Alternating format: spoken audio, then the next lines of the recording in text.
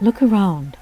You're 200 miles south of Timbuktu as the Abyssinian roller flies. In Dogon Country, Bandiagara Escarpment, Mali, West Africa, a UNESCO World Heritage Site chosen for culture and architecture.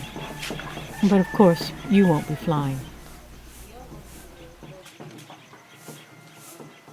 Millet flour beignet. Fresh donut bliss perfumes many Sahel mornings. Dogons need a program to encourage the use of more efficient cookers, manufactured by Dogon blacksmiths. We can also experiment with acceptable biomass fuels, a sustainable, safe fuel possibility.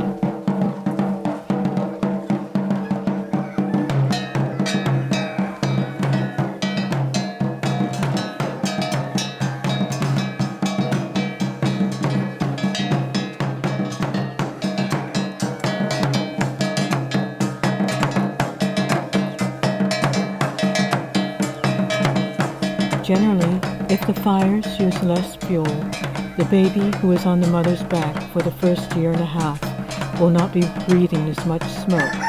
There will be less prevalence of asthma.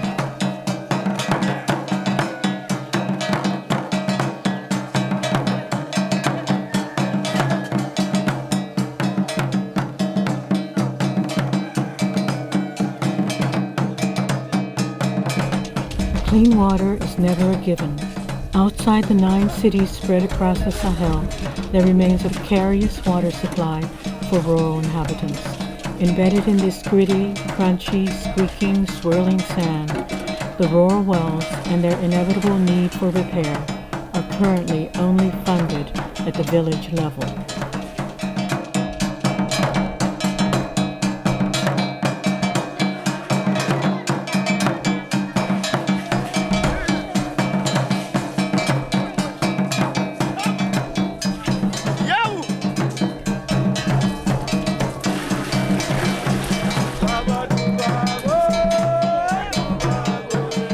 There are virtually no concerted efforts of water catchment or irrigation. An initial environmental examination for a model water catchment program could be initiated in a village that might be emulated by surrounding areas.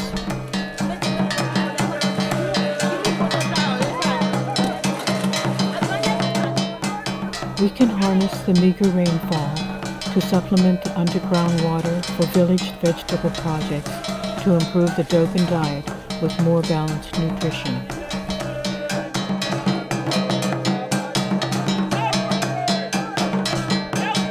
These girls have less chance to attend school. With a shorter life expectancy, women in Mali place 171st of 189 countries, according to World Health Organization 2013 statistics. This means an average 57.1 years life expectancy. Between 2008 and 2012, UNICEF set boys' primary school attendance as 60% to the girls' 54%. These statistics are probably optimistic for rural life and village contingencies. 300 years from tomorrow, Dogon Country will be recognizable as it is today. The day will dawn with glorious hope. There is to be no electrification. The architecture will be very similar. The short-haired sheep will trace along the village trails. You will hear the traditional Dogon greeting, Sewa, Sewa. But maybe we will have been able to control the goiter syndrome. Goiter is possibly intensified by low-level cyanide exposure from a chronic intake of foods containing cyanide, such as millet, sweet potatoes, yams, and sorghum, particularly in combination with nutritional deficiencies. Goiter cripples, with lost chances, missed solutions, and wasted human potential.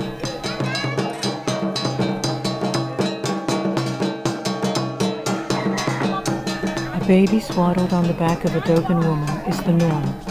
The surviving grown children willing to stay in the family's territory are their parents' only hope of security in old age and the continuity of their society and land. for future generations.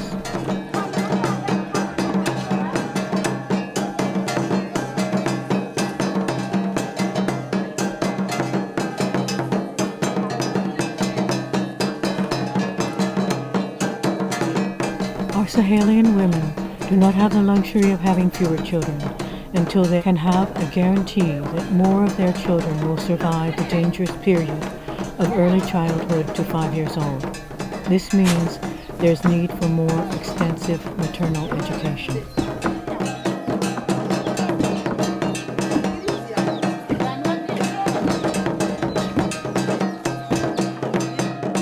In this harsh land of the indomitable Dogons, they are self-sufficient poster children, models for their use of sustainable agricultural methods, the indigenous knowledge of the Zai, to increase the yield of their crops. They get by with only underground river water sources, working from before dawn to dusk. They are necessarily frugal, along with a little judicious nudge of scientific resolve to solve their overwhelming problems.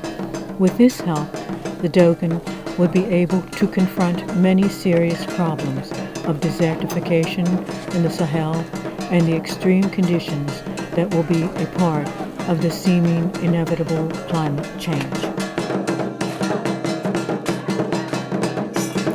The staggeringly bountiful harvest represents hard work, sufficient rain, an absence of desert locusts, peace.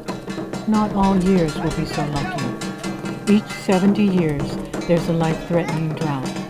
Sun and sand, heat and dust can be tweaked from depleted Sahel cropland by applying proven techniques of multi-cropping to increase yield, the application of biochar to enhance depleted soil, cover crops, and Zai technique used strategically in their millet crop growing areas, in the remote depleted desert-designated cropland, to increase the possibility of more crop stability.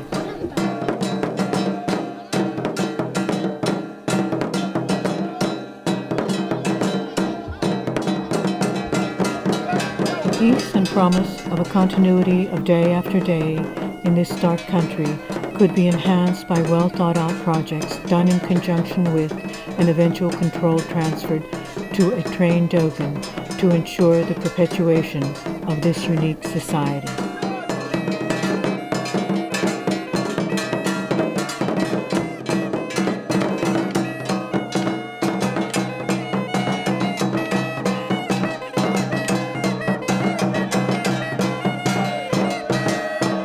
Rock in the Sahel, the Bandiagara Escarpment.